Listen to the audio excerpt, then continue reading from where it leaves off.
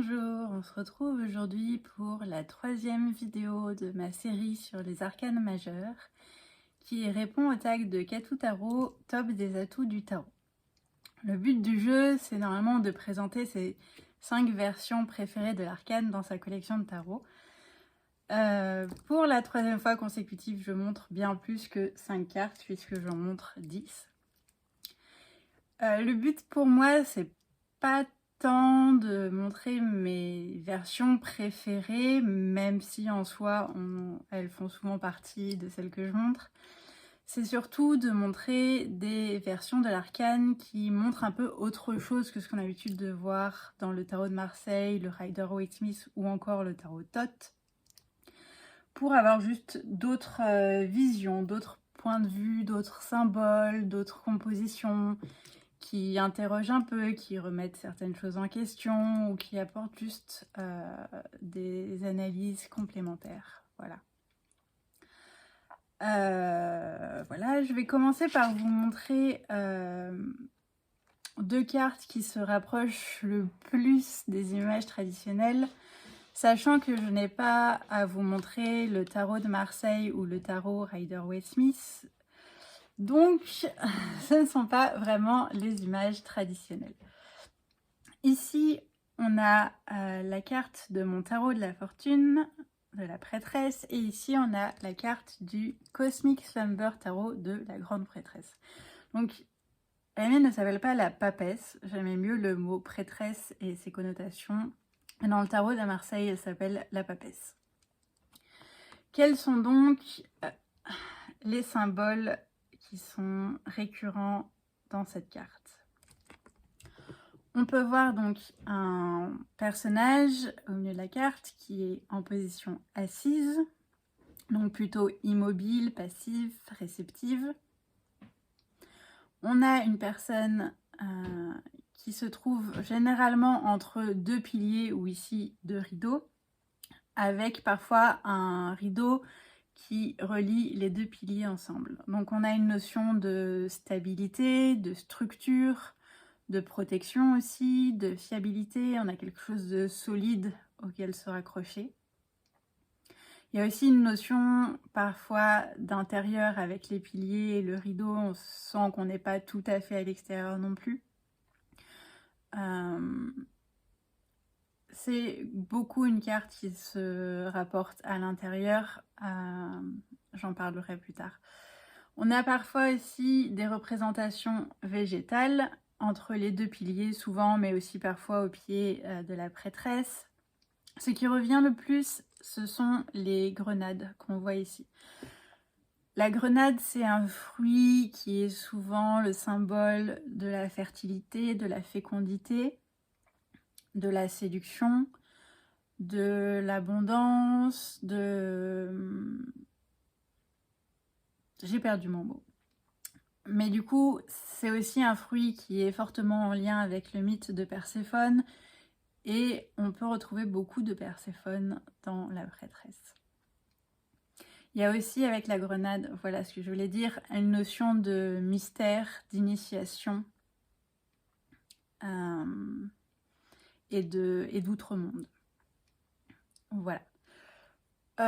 L'autre symbole qui est assez important dans cette carte, c'est le livre ouvert. Parfois on voit les pages, parfois pas. On voit les 2 versions ici.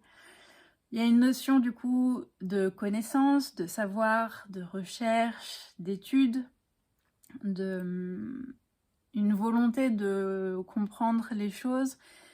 Il y a un fort lien aux histoires. Ici, par exemple, on peut voir que c'est la prêtresse qui écrit. Ça peut être un livre de contes de fées ou de contes mathématiques. Ça peut être un livre de gestion, ça peut être un journal intime, ça peut être un agenda, ça peut être tellement de choses. Donc il y a beaucoup un lien avec l'écriture, la lecture, la connaissance. Et la prêtresse peut être celle qui perpétue la culture, le savoir, les mythes, etc. Autre symbole récurrent, c'est la lune. Donc la prêtresse est souvent associée à la lune astrologiquement, mais la lune est aussi souvent représentée à même la carte, ce qui n'est pas forcément le cas de toutes les représentations astrologiques. La lune est un astre qui est associé au corps physique, à l'écoute du corps, des besoins du corps, des instincts, de l'intuition, des émotions. Il y a quelque chose qui est aussi très lié au sommeil et au rêve, parce que la lune c'est l'astre de la nuit, donc aussi des choses cachées, occultes, mystérieuses. Il peut y avoir un lien avec la spiritualité en soi, une spiritualité qui est très en lien avec l'inconscient, les émotions, les archétypes. Quelque chose de très personnel au final, pas forcément une spiritualité très basée sur des dogmes. Voilà. On peut voir aussi une couronne. Elle est différente selon les versions. Ici, ce qui est intéressant, c'est qu'on a une couronne avec une espèce de pleine lune au milieu et des cornes de taureau. Ce qui est intéressant, c'est que normalement, c'est le hiérophante qui est associé au taureau dans le tarot. Et ce qui peut être intéressant de savoir, c'est que la lune est exaltée dans le signe du taureau. Donc ça veut dire que c'est un bon environnement pour elle. Je trouve ça assez intéressant dans cette carte-là. Maintenant, quelque chose qui est commun à ces deux cartes, mais qui n'est pas forcément commun dans le tarot en général, c'est la présence de cristaux. La présence de cristaux qui fait penser donc aux richesses de la terre, à l'environnement, mais aussi à tout ce qui est de l'ordre de la lithothérapie, du soin avec les cristaux, des ressentis subtils, de la façon dont on peut renforcer le corps et l'esprit avec les pierres. Donc voilà, je trouvais ça plutôt intéressant. Ma lumière fait des interférences. Voilà, j'ai changé la position de la lumière en espérant que ça ne refera pas comme la première vidéo. Voilà, c'est à peu près tout pour les points communs de ces deux cartes. Je reparlerai un peu plus tard de la présence du hibou, de la chouette dans les cartes de la prêtresse. Et je vais vous parler un petit peu plus de ce qui me touche particulièrement dans cette carte. C'est que la prêtresse a une porte ouverte au niveau du ventre qu'elle ouvre elle-même et on voit un personnage à l'intérieur. Ce qui est intéressant, c'est que ça me fait penser donc de nouveau à la connaissance de soi et de son corps, mais aussi de la connaissance du corps en général, qui peut être utile pour les personnes qui soignent et plus précisément pour les sages-femmes avec la prêtresse. D'ailleurs, on retrouve aussi un œuf ici. Et il y a cette notion pour moi d'être la personne qui donne vie à quelque chose. Même si c'est intéressant parce qu'en général, c'est plutôt l'impératrice qu'on relie à ça. Mais il y a déjà ce côté-là dans la prêtresse. Le temps de gestation, de repos, de ressourcement. Parce que la prêtresse est plus en repli, en solitaire, plus dans le repos et l'immobilité. Donc on peut voir ça comme les derniers stades de la grossesse par exemple. Donc voilà, là elle met au monde quelque chose de manière très concrète. Elle sort de la vie de son ventre pour la faire sortir vers l'extérieur. Voilà, je pense que c'est à peu près tout et on va pouvoir passer aux autres cartes. La première carte que j'aimerais vous montrer, c'est une carte du Dream Tarot. Elle ressemble assez à celle qu'on vient de voir. Même type de couronne, un habit blanc. J'ai un chat qui vient me rendre visite. Donc, ce que j'aime bien dans cette carte en particulier, c'est de nouveau ce côté ouverture du corps. Cette fois-ci à bien plus grande échelle puisque on a une demi-prêtresse qui a ouvert tout un pan de son corps pour nous laisser voir l'intérieur. Alors, première chose, on a cette notion de nouveau de l'œuf, de donner vie à quelque chose. Donc il y a aussi une notion de gestation puis accouchement. La prêtresse a une flaque rouge à ses pieds qu'on peut aisément relier au cycle menstruel, au fluide, au sang du corps, que ce soit les larmes, la lymphe, les règles, tout ce qui est liquide dans le corps. Et c'est intéressant parce que c'est aussi quelque chose qui est très relié à la lune dans l'astrologie médicale. L'eau qui sort de son intérieur forme pas mal de remous. Ça peut faire penser aux émotions qu'on a à l'intérieur et qui nous submergent, les humeurs qui vont et qui viennent et qui sont jamais très linéaires. C'est accoucher de ces émotions, les laisser jaillir. Et c'est intéressant parce que souvent dans le tarot, on peut avoir tendance à voir la prêtresse comme quelqu'un d'assez froid, d'assez réservé, d'assez dans la retenue.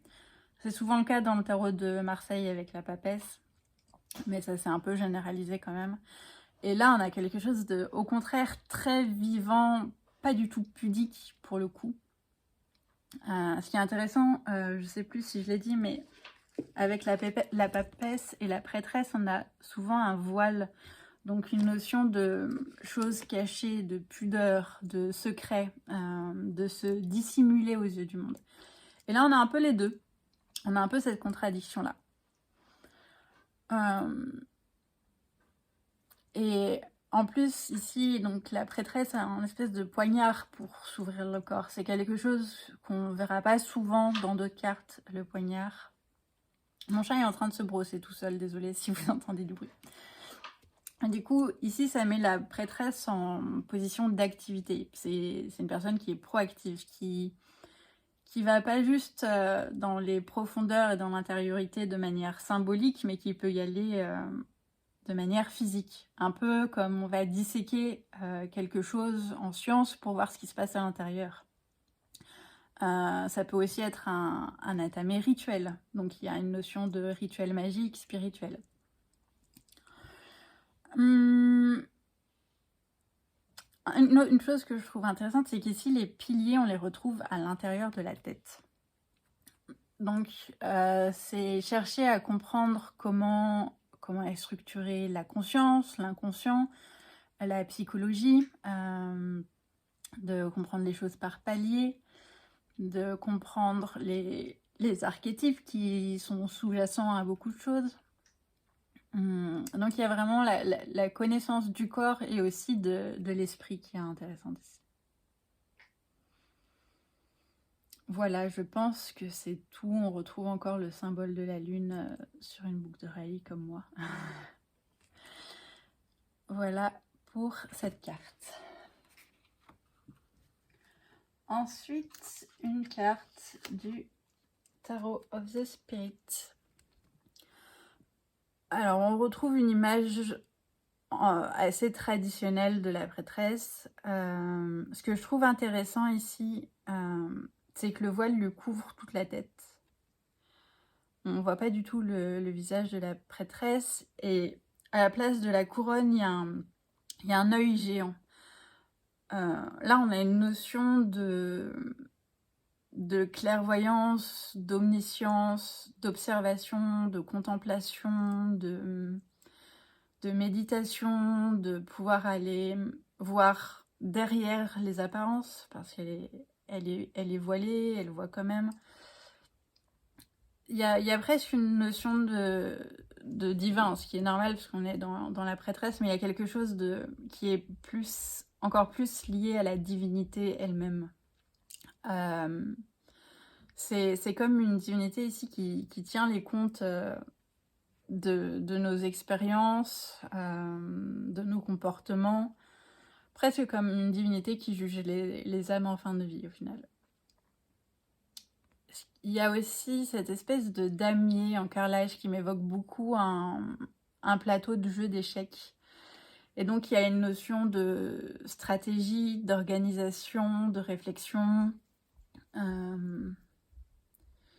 et quelque chose d'assez proactif là aussi, pas juste réceptif, passif.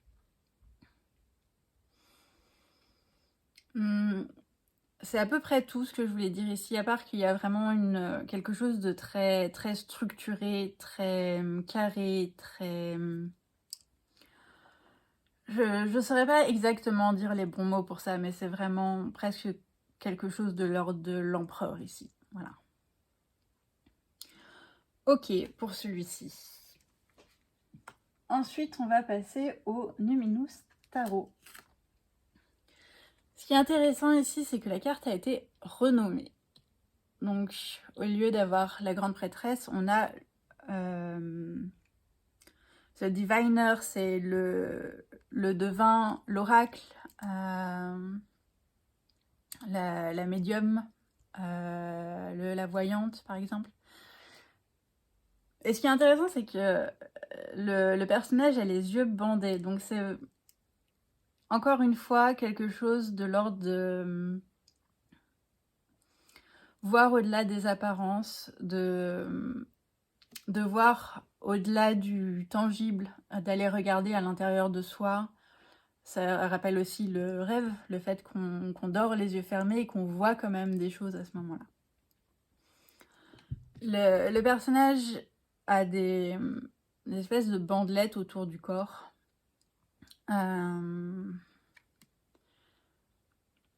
C'est intéressant parce que là où parfois la prêtresse est entièrement recouverte et très pudique et très voilée, etc., là on voit beaucoup du corps finalement du personnage, même s'il y a encore une notion de cachet, mais il y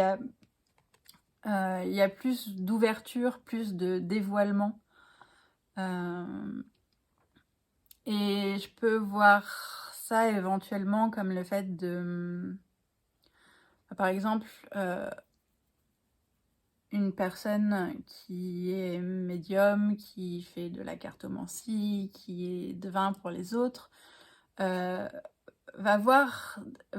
un peu mettre à nu la personne en face, va l'aider à se dévoiler. Et on peut aussi voir le fait que comment dire ça, pour inspirer confiance aux autres, ça nécessite aussi de se dévoiler soi. Symboliquement, bien sûr. Le personnage tient aussi 2 cloches. Donc là, on a une notion de communication qui est assez mise en avant. Là où la prêtresse peut souvent avoir l'air solitaire, en repli et plus en connexion avec elle-même et en communication avec elle-même, là, il y a quand même plus quelque chose d'extérieur. On communique vers l'extérieur, on dit des choses aux autres, on raconte aux autres. Voilà. Ce que j'aime bien aussi, c'est qu'on a un fond étoilé, donc un rapport au cosmos, à l'univers, à l'environnement, dans un niveau très très vaste. Et j'aime beaucoup ça pour cette carte ici. Et le lien à la nuit qui est évident de nouveau. D'ailleurs, je ne sais pas si on voyait bien, mais il y a quelques symboles astrologiques autour de sa tête. On a le symbole de l'eau, le symbole de Pluton, le symbole de la Lune et le symbole de Neptune, ce qui est assez intéressant aussi. Parce que c'est des choses que je peux aussi assez aisément relier à la prêtresse. Et elle a aussi un mini symbole de Vénus sur sa gorge. Oui, sa gorge. Intéressant, intéressant. Mais je vais essayer d'aller plus vite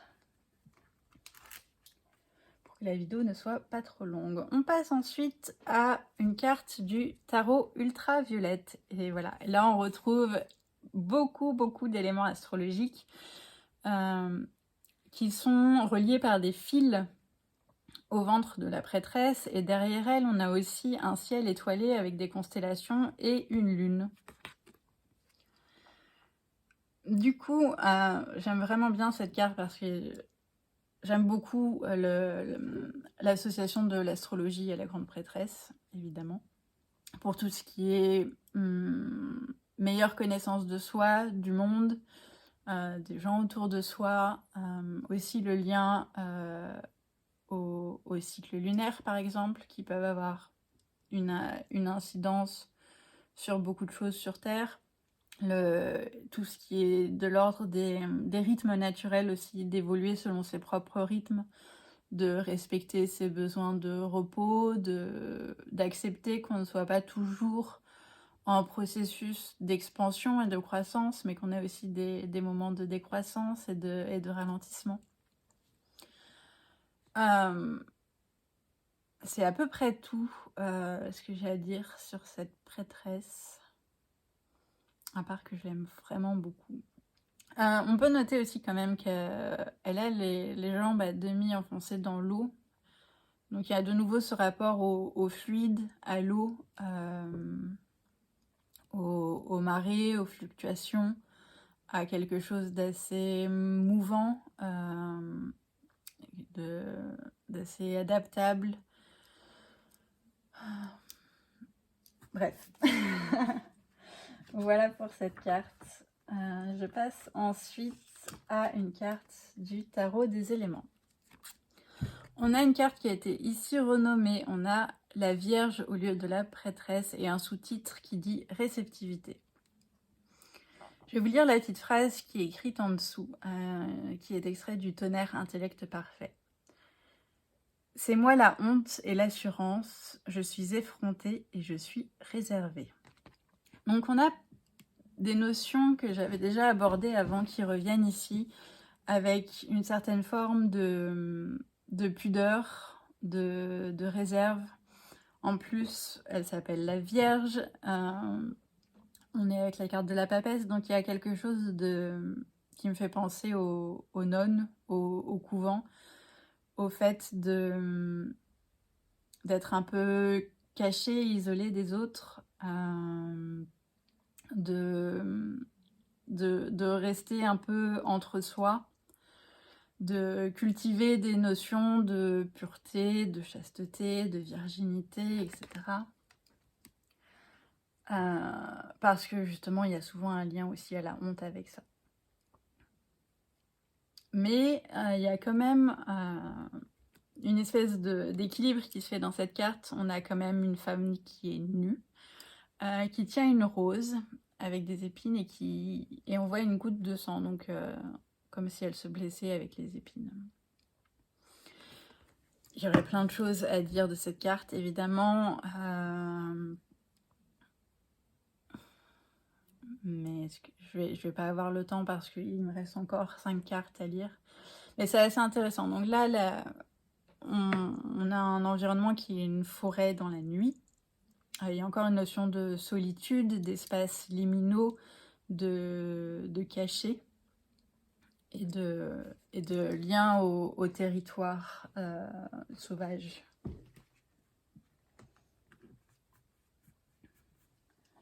Ensuite, une carte du Serpent Fire Tarot.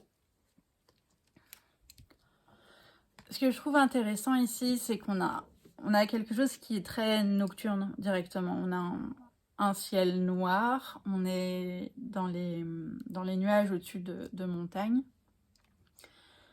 On a une double lune et la personne a des étoiles sur sa peau qui brillent comme si c'était un bout de ciel étoilé. Donc de nouveau tout le lien à la nuit, au cachet, au mystère, à l'inconscient, au rêve, etc.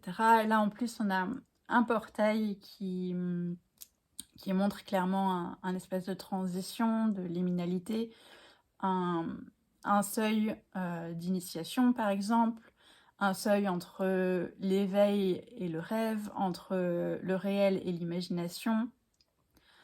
Je sais plus tout ce que j'ai dit, mais tout ce qui est lié au saut de la foi, à la spiritualité, au mystère. Et le portail flotte dans le ciel, dans l'air, donc il y a des choses qui sont vraiment intangibles, invisibles, hors de portée, qui peuvent manquer d'ancrage, d'application concrète. Voilà ce que j'avais à dire pour cette carte. On peut noter aussi qu'il y a une étoile qui brille particulièrement sur son troisième œil, alors qu'elle n'en a pas d'autre sur le visage. Donc il y a le lien au troisième œil, à l'intuition et tout ça. Ensuite, je vais passer à une carte du Blood Moon Tarot. C'est une de mes cartes préférées aussi. J'espère qu'on verra assez bien les détails à la caméra. Donc, sur cette carte, qu'est-ce qu'on voit en premier? On voit un squelette allongé avec un bouquet ou une grenade sur la poitrine. Je pense que c'est plus une grenade. Donc, contre sa poitrine, ce qui est intéressant, c'est que la grenade peut faire penser à une forme de cœur. C'est de la même couleur en plus. Le squelette est enveloppé d'un linceul, on pourrait aussi dire un voile de mariée. Il y a quelque chose d'assez fantomatique qui se dégage. On peut dire que son âme est en train de rejoindre la lune dans le ciel. Le squelette est en train de léviter au-dessus de la mer et on a en fond un ciel étoilé, une espèce de forêt ou de rochers très sombres ici. Et on a une silhouette qui se dégage dans le ciel, qu'on peut supposer être la divinité ou l'entité de la lune, puisque sa tête se trouve dans le croissant de lune. Il y a quelque chose de très très mythique, très spirituel dans cette carte, très initiatique. Là, on a vraiment la prêtresse comme le passage de la vie à la mort, comme quelqu'un qui peut éventuellement communiquer avec les morts, communiquer avec les esprits, et faire des choses ensemble, faire des rituels, faire des offrandes, etc. Donc il y a vraiment, on a vraiment un lien au divin, encore une fois, ça porte bien son nom, c'est la grande prêtresse. Mais il y a vraiment, là on est plus dans le royaume des morts quand même, on est beaucoup plus dans quelque chose qui est très lié à Perséphone, et donc la grenade. La mer, encore une fois, le rapport à la lune, aux marées, aux fluctuations. J'aime vraiment, vraiment beaucoup cette carte.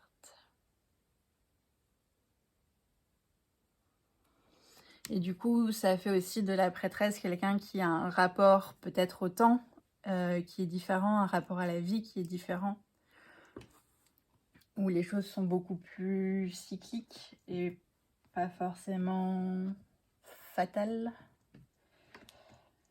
Je vais passer ensuite à une carte du Cosmos Tarot. Alors, on a encore une carte assez sombre ici. On peut voir une mer très agitée au devant avec des vagues. Ensuite, un bout de terre avec des rochers, dont un très grand rocher très plat. Ce qui peut faire demander si c'est une formation naturelle ou non. Derrière, on a des gros nuages qui lancent des éclairs dans l'eau. Voilà pour la description. Et ici, elle est reliée à la constellation Mensa. Je ne sais pas si c'est dit comme ça, mais voilà. On la voit ici au milieu. Je ne connais pas très bien cette constellation, donc je ne vais pas vous en parler beaucoup. Je ne vais pas sortir le livret non plus. Mais donc, ce qui est intéressant ici, c'est qu'on est même plus dans l'humain. On n'est pas forcément non plus dans le spirituel, on est dans quelque chose de très très naturel. Et c'est une carte qui m'évoque beaucoup donc les profondeurs, les abysses intérieurs comme extérieurs, les émotions et les humeurs qui peuvent submerger quand il y a un déclencheur qui peut être particulièrement fort, violent, intense. Et ça peut être des bonnes comme des mauvaises, entre guillemets, émotions. Mais c'est vraiment tout ce qui nous anime, tout ce qui reflue en nous et à quel point on les laisse jaillir, se déchaîner, ou à quel point on essaye de les aplatir, d'arrondir les angles ou de les contenir. C'est ça que me fait penser le grand rocher au milieu. Et ici, il y a une notion de temps qui passe très vite, de changement très rapide. Et comme la carte c'est lié à la Lune, c'est très normal. Parce que la Lune, c'est quand même l'astre qui bouge le plus rapidement de cette planète traditionnelle. Donc voilà. J'aime beaucoup cette carte. Elle est un peu effrayante. Il y a moins d'éléments à analyser peut-être. Il y a moins de choses auxquelles se raccrocher. Mais je l'aime vraiment beaucoup, beaucoup. Ensuite, je passe à une carte du Spacious Tarot. On a de nouveau pas d'humain. On voit donc encore un bout de mer avec de l'écume, ce qu'on imagine être du sable et donc une plage. Un coquillage, je sais plus comment ça s'appelle ces coquillages, je vais pas dire de bêtises, mais donc un coquillage. Et dans l'ouverture du coquillage, on voit un ciel étoilé avec une pleine lune. Super intéressant cette carte. Alors, je vais pas redire tout ce que j'ai déjà dit sur le lien à la mer, à la lune et à la prêtresse. Mais ce que j'aime bien, c'est que ce soit très fortement mis en avant ici et qu'on ait vraiment quelque chose qui nous montre à quel point la prêtresse peut être liée à des choses naturelles et pas juste une personne qui est très casanière en repli chez elle ou dans une bibliothèque. Voilà. Ce qui est intéressant avec le coquillage, c'est que il y a souvent cette idée que quand on met un coquillage à son oreille, on entend la mer. Donc il y a cette notion d'écoute, d'intériorité, de lien à la mer, encore une fois, mais d'écoute de soi, j'ai envie de dire aussi, de découvrir ce qu'il y a à l'intérieur de soi, de se rendre compte qu'on fait partie de quelque chose de plus grand, d'un ordre naturel, et qu'on est aussi très influencé potentiellement par les astres, si c'est dans nos croyances. Voilà ce que j'aime bien dans cette carte.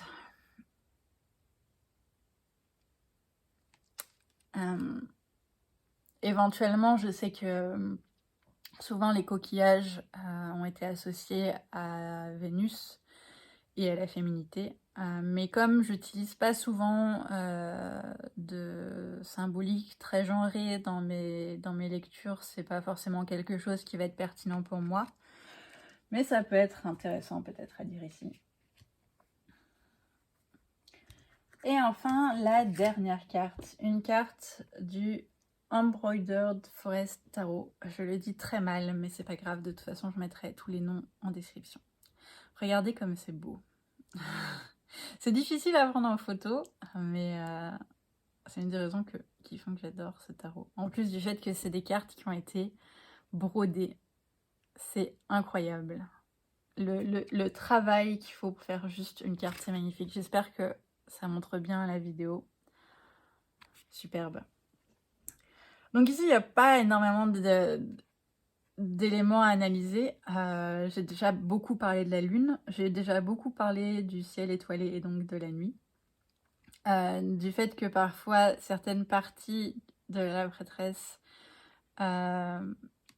montrent quelque chose de très grand à l'intérieur. Parce que là, les yeux reflètent le ciel étoilé. Donc je vais plutôt parler de la chouette. J'avais déjà évoqué le hibou ici. Ce ne sont pas exactement les mêmes animaux, mais la symbolique est quand même assez similaire de manière générale. Donc ce sont des animaux nocturnes, encore une fois le lien à la nuit. Des animaux qui sont liés au secret, au mystère, à la connaissance instinctive, intuitive, au sommeil et au rêve, parce que c'est la nuit toujours. Et c'est aussi le fait de voir les choses cachées, donc la médiumnité, la clairvoyance, le lien à la cartomancie, l'astrologie, à toutes les mancies de manière générale.